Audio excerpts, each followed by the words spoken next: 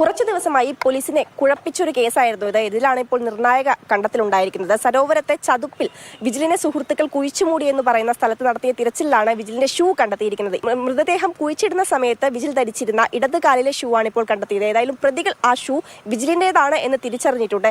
ഇന്ന് 6ാമത്തെ ദിവസമാണ് ഇവിടെ പോലീസും മറ്റ് അന്വേഷണ സംഘവും ഒക്കെ തിരച്ചിൽ നടത്തിയത്. ഫോറൻസിക് വിഭാഗം ആ ഷൂ ഏതായാലും പരിശോധനയ്ക്കായി കൊണ്ടുപോയിട്ടുണ്ട്. ഇറ്റാച്ച് പോലുള്ള സാധനം കൊണ്ട് കോരിയ സമയത്ത് ഞങ്ങൾക്കൊരു ഷൂ കാണാൻ വേണ്ടി സാധിച്ചിട്ടുള്ളത്.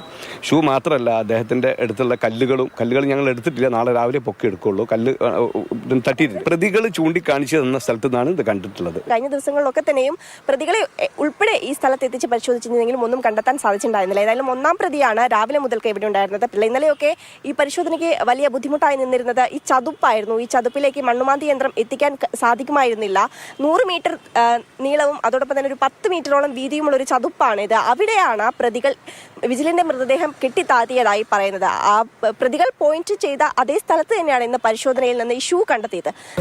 ഇതുവരെ നമുക്ക് മോർട്ടൽ റിമെയിൻസ് ഒന്നും ഫൈൻഡ് ചെയ്യാൻ പറ്റിയിട്ടില്ല. പക്ഷേ ഇത് ഷൂസ് കിട്ടിയതിൻ്റെ സമയത്ത് കാണുമെന്ന് വിചാരിക്കും. നമ്മൾ ഇനിയും കുറച്ചും കൂടെ എക്സ്പ്ലോർ ചെയ്യാനുണ്ട്. സയന്റിഫിക് അസിസ്റ്റന്റ് ഒന്നാണ് എടുത്ത് തന്നത്.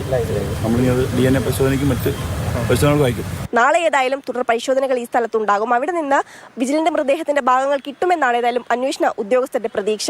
2019 വിജിലിനെ കാണാതാകുന്നത്. ആദ്യം ഒരു തിരോധാന കേസ് എന്ന നിലയിലായിരുന്നു കേസ് അന്വേഷണം പോയിരുന്നത്. പിന്നീട് വിജിലിനെ കാണാതായതിനു ശേഷം വിജിലിന്റെ പിതാവ് എലത്തൂർ സ്റ്റേഷനിൽ ഒരു പരാതി നൽകുകയായിരുന്നു വിജിലിനെ കാണാനില്ല എന്ന് കാണിച്ചുകൊണ്ട്.